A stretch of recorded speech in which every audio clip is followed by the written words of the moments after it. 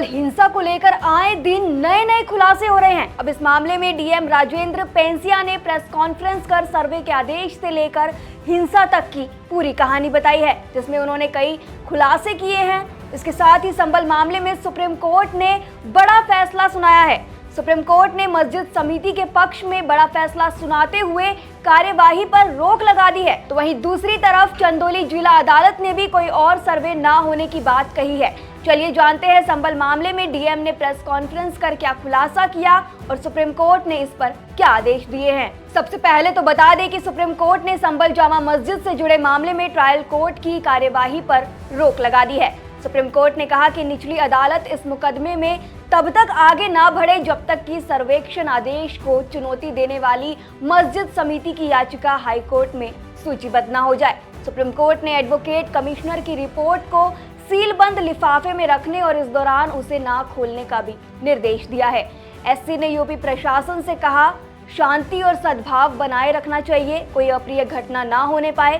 CJI Sanjeev Khanna की अध्यक्षता वाली बेंच ने कहा कि जब तक मामला हाईकोर्ट के समक्ष लिस्ट नहीं हो जाता तब तक आगे की कार्यवाही पारित आदेश के अनुसार होगी। सुप्रीम कोर्ट के अनुसार उसने केस की मेरिट पर फिलहाल कुछ नहीं कहा है। तो वहीं इस मामले में दूसरी तरफ संबल की शाही जामा मस्जिद की सर्वे रिपोर्ट को लेकर आज शुक्रवार यानी कि 29 नवंबर को चंदौली जिला अदालत में सुनवाई होनी थी। आज कोर्ट में मस्जिद के सर्वे की रिपोर्ट पेश होनी थी, लेकिन कोर्ट कमिश्नर रमेश राघव ने इसे लेकर बड़ा बयान दिया है। उन्होंने कहा कि आज सर्वे की रिपोर्ट पेश नहीं की जाएगी।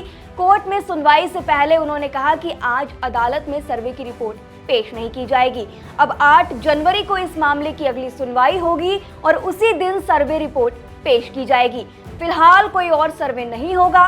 कोर्ट कमिश्नर के मुताबिक हिंसा की वजह से रिपोर्ट तैयार नहीं हो पाई है। रिपोर्ट के लिए 10 दिन का समय मांगा है।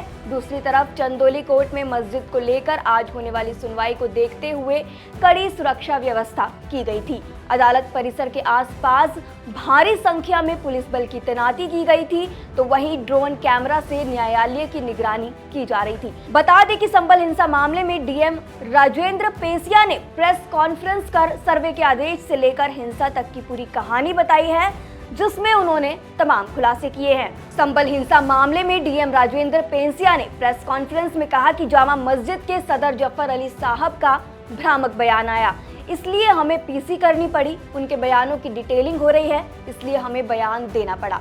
जफर जी ने बोला, सर्वे की सूचना नहीं दी। कोर्ट का ऑर्डर 2:30 बजे आया, उसके आधे घंटे बाद हमारे पास आए और 5 से 5:30 के बीच पहुंचे।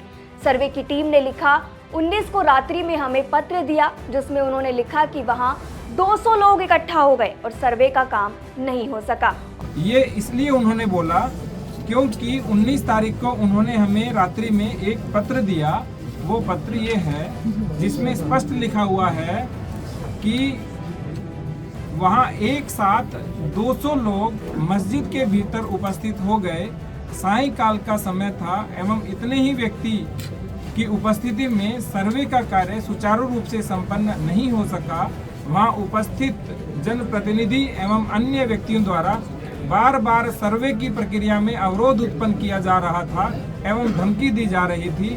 अतः भविष्य में पुनः सर्वे की कार्रवाई संपन्न की जाएगी, जिसकी सूचना पृथक से सभी पक्षकारों को उपलब्ध कराई जाएगी, जिससे माननीय न्यायालय का आदेश का अनुपालन हो सके। ये मेरी प्रति थी और एक कप्तान साहब को इन्होंने प्रति दी थी। इस प्रति के क्रम में ही जो अभी मैंने बोला, 23 तारीख को जैसे जफर साहब ने बोला हमें सूचना नहीं दी, 23 तारीख को 6:15 पे मेरे द्वारा फ़ोन किया गया, लेकिन उन्होंने कहा मेरा स्वास्थ्य सही नहीं है, इसलिए हमने एसडीएम और सीओ को भेजा कि आप एक कॉपी उनको रिसीव कराइए। इससे पहले एडवोकेट कमिश्नर हमारे पास आए और उन्होंने हमें कहा कि मैं जाना चाहता हूं, तो हमने कहा पहले आप कॉपी रिसीव कराइए। तो उन्होंने कहा कि जो कॉपी है वो आप अपने माध्यम से रिसीव करा दीजिए। तो हमने अपने माध्यम से रिसीव करा करके सूचना दी। तो जो पहली बात जो भ्रामक रूप से कह रहे थे हमें सूचना नहीं दी, और इसी के साथ दूसरी बात भी थी। उन्होंने कहा कि दूसरी बार जो ऑर्डर था वो डीएम के आदेश से हुआ, जबकि स्पष्ट रूप से एडवोकेट कमिश्नर साहब का ये तीसरा आदेश था जिसमें उन्होंने कहा, पहला आदेश 19 को किया, फिर 19 को रात को किया कि भविष्य में दोबारा करेंगे, और तीसरा 23 तारीख को किया, जिसमें स्पष्ट लिखा हुआ है कि 24 को सुबह 7 से 11 के बीच सर्वे किया जाएगा। और यही कॉपी अगले दिन सुबह जो उन्होंने कहा कि मेरे से छीन ली गई, वो कॉपी ये है, उनसे छीनी नहीं गई। ये देखिए, उन्होंने स्वयं इसके ऊपर 24 को हस्ताक्षर किए हैं। दूसरी बात जो उन्होंने बोली, वो उन्होंने बोली कि कोर्ट का ऑर्डर 4 बजे का है, जबकि मैंने अभी आपको बताया कोर्ट का ऑर्डर 2:38 का है। तीसरी बात जो उन्होंने बोली, उन्होंने कहा कि 5 बजे के बाद किसी आदेश का अनुपालन नहीं हो सकता, जबकि हम 5 से 5:30 के बीच जामा मस्जिद की ओर प्रस्थान कर चुके थे।